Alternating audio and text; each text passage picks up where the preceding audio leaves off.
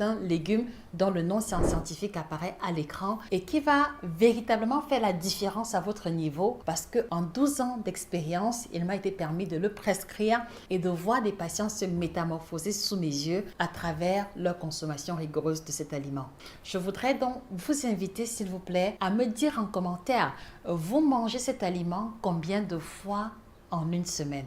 C'est déjà un point de départ intéressant pour apprécier votre propre niveau de consommation. Vous l'aurez deviné, il s'agit du gombo, il s'agit de la sauce gombo, du bouillon de gombo. Les déclinaisons de consommation sont différentes, mais on peut s'accorder sur le fait qu'on l'appelle okro, on l'appelle okra, on l'appelle gombo dans la plupart de nos communautés africaines. Il est bel et bien question de cet aliment-là. Alors, en quoi est-ce que le gombo va être un aliment minceur que nous allons recommander de façon particulière? Numéro 1, cela prend racine au niveau de sa valeur calorifique. Donc, 100 grammes de gombo va nous apporter autour de 15 à 20 kilocalories selon les variétés, et vous convenez avec moi, c'est une valeur calorifique extrêmement faible parce que si vous décidiez par exemple de manger un demi-kilo de gombo, vous allez apporter à votre corps au grand maximum 100 à 110 kilocalories, ce qui n'est pas différent de la valeur calorifique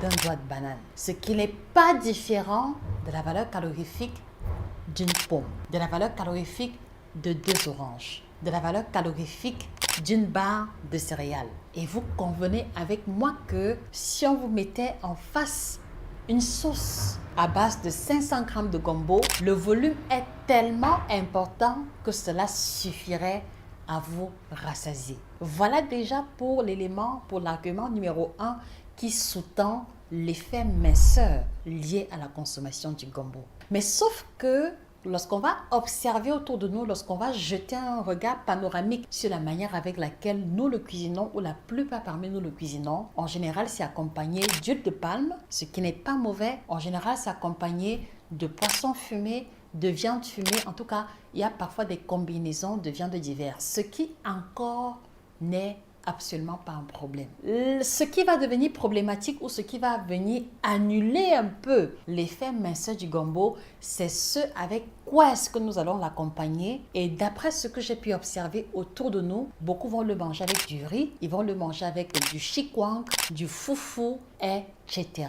Alors je voudrais vous demander quel est votre accompagnement favori lorsque vous consommez cette sauce, lorsque vous consommez le gombo. Je serais heureuse de découvrir vos préférences en commentaire. Donc, c'est en réalité l'accompagnement, en tout cas tel que nous le consommons dans notre communauté, qui va être problématique parce que très souvent, en tout cas des plats et des images que j'ai souvent pu voir, des personnes que j'ai coachées, c'était au départ des quantités énormes, l'équivalent de 400 grammes, l'équivalent de 500 grammes, parfois même 700 grammes de foufou, 700 grammes de kwanza, 700 grammes de couscous de maïs. Et vous réalisez avec moi que si on doit calculer la valeur calorifique de 500 grammes de semoule de maïs, 500 grammes de foufou, la valeur calorifique ou la valeur énergétique est beaucoup trop élevée. Et c'est la raison pour laquelle, à la fin de la journée, vous allez consommer le gombo de façon régulière, mais vous n'allez pas expérimenter les mêmes résultats que les patients que nous accompagnons en coaching VIP expérimentent en un laps de temps court. Voilà déjà pour le point de départ qui justifie que vous avez eu à manger cet aliment pendant 5 ans, pendant 10 ans, pendant 20 ans, mais vous n'avez pas pu expérimenter ou voir de vos propres yeux l'effet minceur qui est pourtant avéré au nom de la valeur calorifique que je vous ai présentée précédemment. Alors, comment arriver à perdre 5 kilos, à perdre 10 kilos, à expérimenter une perte de poids conséquente à travers la consommation de cet aliment?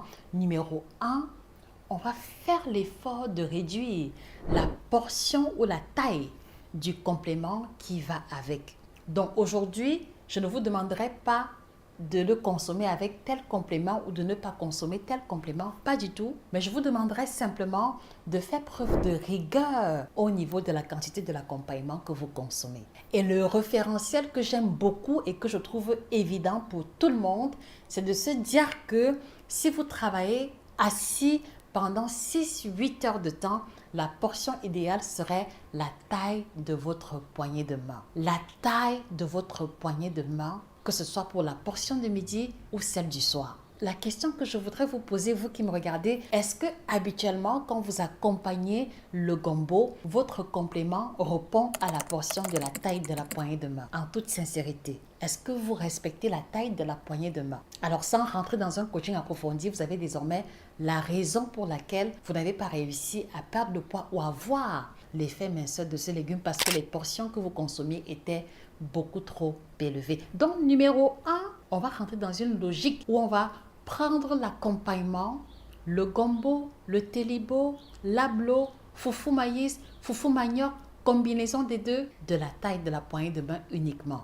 Et pour ne pas se retrouver à avoir faim, on va faire l'effort de doubler, de tripler, de quadrupler la portion et la taille de la sauce qui va accompagner pour pouvoir compenser la quantité de foufou ou la quantité de complément qui a été réduite. Et vous allez être surpris de vous rendre compte que juste en doublant la quantité de sauce, vous allez expérimenter la satiété sans la lourdeur qui a souvent accompagné la consommation d'un tel plat. Sans la lourdeur, sans la fatigue ni la somnolence que certains parmi vous expérimentent après un bon plat de gombo et de foufou. Est-ce qu'on peut s'accorder sur cette première présupposée chez le téléspectateur? Voilà.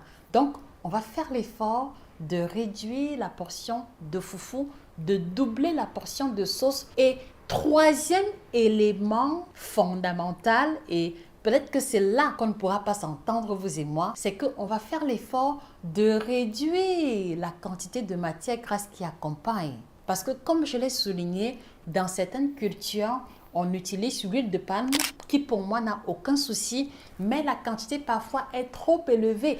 Il m'est arrivé de voir des plats de sauce gombo où très honnêtement, la quantité d'huile dépassait largement la portion ou la taille de gombo utilisée. Et donc, vous convenez avec moi que l'huile étant l'une des grasses alimentaires les plus énergétiques, c'est normal que vous consommiez du gombo préparé sous cette forme-là et que vous expérimentiez l'effet contraire qui est la prise de poids. Elle ne sera pas attribuée au gombo cette fois-ci, mais plutôt à la quantité de matière grasse qui aura été utilisée.